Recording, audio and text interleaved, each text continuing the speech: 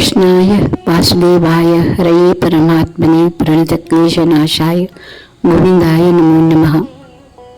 श्रीमद् भगवद गीता अध्याय 16 दैवासुर संपद विभाग योग, यानी दैवी और असुरी स्वभाव का रहस्य हम इस अध्याय में जानेंगे। कभी आपने सोचा है, एक ही परिवार में जन्म लेने वाले दो लोग इतने अलग क्यों होते हैं? एक व्यक्ति दूसरों की सहायता करके प्रसन्न होता है, जबकि दूसरा अपने लाभ के लिए अपने बारे में सोचता है। कोई सत्य के लिए सब कुछ त्याग देता है और कोई झूठ बोलकर भी गर्व महसूस करता है। क्या ये केवल परिस्थितियों का प्रभाव है या हमारे भीतर कुछ और भी चल रहा है? यही प्रश्न आज भगवान श्री कृष्ण हमारे सामने रखते हैं।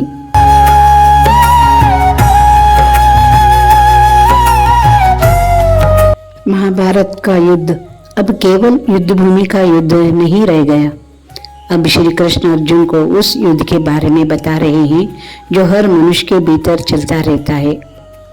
एक और है दैवी गुण, जो मनुष्य को प्रकाश, शांति, करुणा और अंततः भगवान की ओर ले जाता है।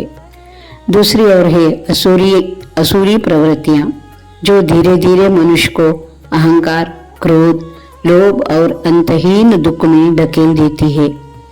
यह अध्याय किसी और की पहचान करने के लिए नहीं है, यह अध्याय स्वयं को पहचानने का दर्पण है।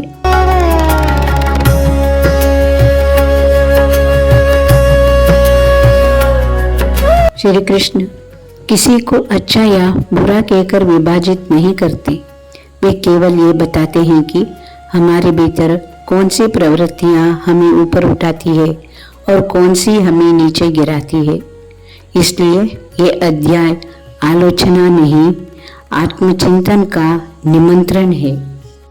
जब हम दैवी गुण सुनते हैं तो अक्सर हमारे मन में संत, महात्मा या ऋषि मुनियों की छवि आती है, लेकिन श्री कृष्ण बताते हैं कि दैवी गुण केवल जंगलों में तपस्या करने वालों के लिए नहीं है। यदि कोई व्यक्ति सत्य बोलता है या यदि वह अपने क्रोध पर नियंत्रण रखने का प्रयास करता है, यदि वह किसी की पीड़ा देकर उसका हाथ थाम लेता है, यदि उसके भीतर विनम्रता है, तो वही दैवी मार्ग पर चल रहा है। दैवी जीवन का अर्थ चमत्कार करना नहीं, बल्कि अपने स्वभाव को पवित्र बनाना है। भगवान सबसे पहले निर्भयता की बात करते हैं। डर मनुष्य को कमजोर बना देता है। डर के कारण वह झूठ बोलता है, डर के कारण गलत समझौते करता है, डर के कारण अपने धर्म से पीछे हट जाता है। लेकिन जिसका विश्वास भगवान पर है, उसके भीतर धीरे धीरे निर्भयता जन्म लेने लगती है।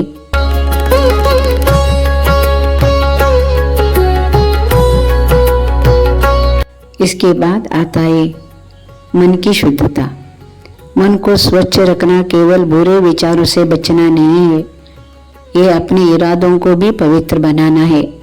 कभी कभी बाहर से अच्छे दिखने वाले कार्य भी केवल प्रशंसा पाने के लिए किए जाते हैं। भगवान कहते हैं, सच्चा पुण्य वही है जिसमें दिखावा न हो।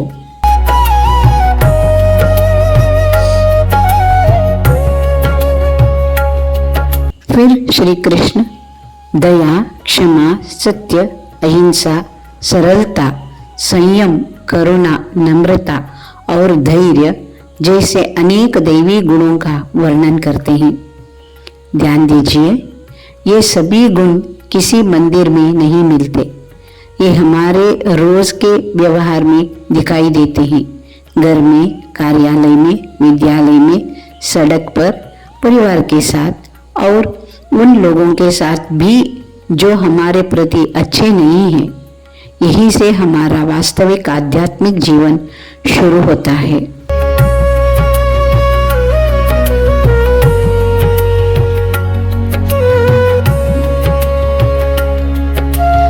लेकिन श्री कृष्ण केवल उजाले की बात करके नहीं रुकते, वे हमें अंधकार से भी परिचित कराते हैं। आसुरी स्वभाव क्या है? वह क्या केवल राक्षसों में होता है? नहीं।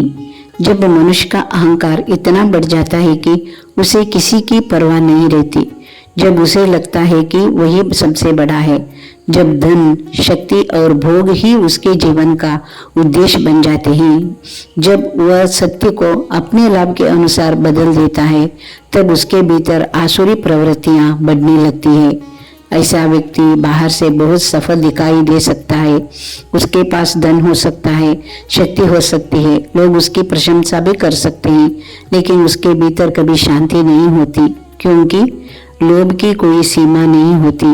एक इच्छा पूरी होती है तो दूसरी जन्म लेती है, दूसरी पूरी हो तो तीसरी खड़ी हो जाती है, और यही अंतहीन दौड़ मनुष्य को थका देती है।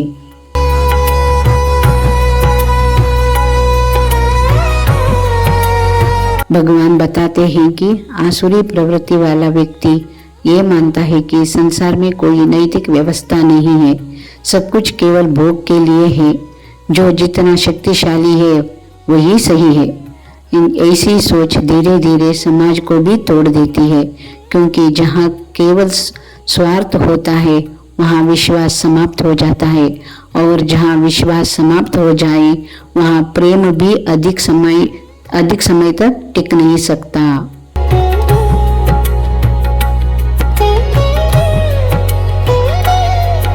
श्री कृष्ण हमें चेतावनी भी देते हैं।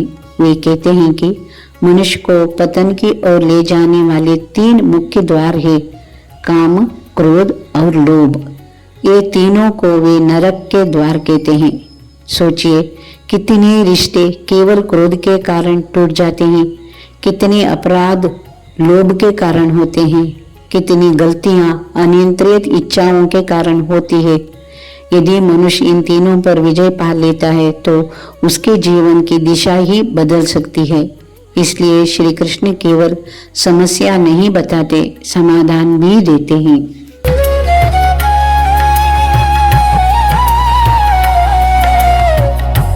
इस अध्याय का सबसे सुंदर संदेश ये है कि कोई भी मनुष्य हमेशा के लिए दैवी या आसुरी नहीं होता। हर दिन, हर निर्णय, हर विचार हमें किसी एक दिशा में ले जाता है। जब हम सत्य चुनते हैं तो दैवी गुण मजबूत होते हैं, जब हम अहंकार चुनते हैं तो आसुरी प्रवृत्तियां बढ़ती है। इसलिए भगवान हमें दूसरों का न्याय करने के लिए नहीं, अपने भीतर झांकने के लिए प्रेरित करते हैं।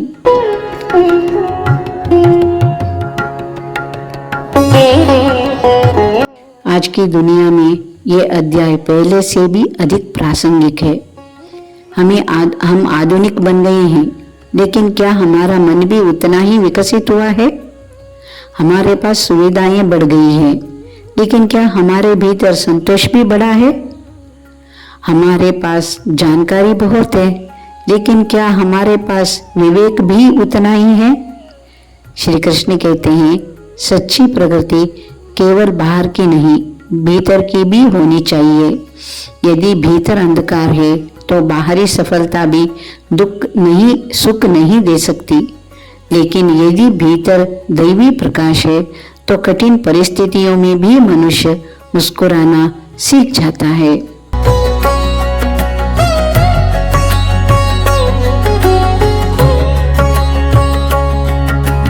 यही है दैवासुर संपद विभाग योग का अमूल्य संदेश।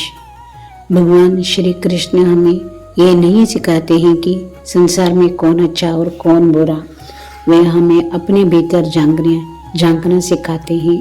यदि हम अपने जीवन में दैवी गुणों को स्थान दें और अहंकार, क्रोध तथा लोभ को धीरे धीरे त्यागने का प्रयास करें, तो हमारा जीवन केवल सफल ही नहीं बल्कि सार्थक भी बन जाएगा। आइए भगवान श्री कृष्ण के इस दिव्य संदेश को अपने जीवन में उतारने का संकल्प लें। अगले अध्याय में फिर मिलेंगे, तब तक के लिए थोड़ी देर ध्यान लगाएं। मैं भी आपके साथ ध्यान लगाऊंगी। श्री कृष्ण अर्पणमस्तु।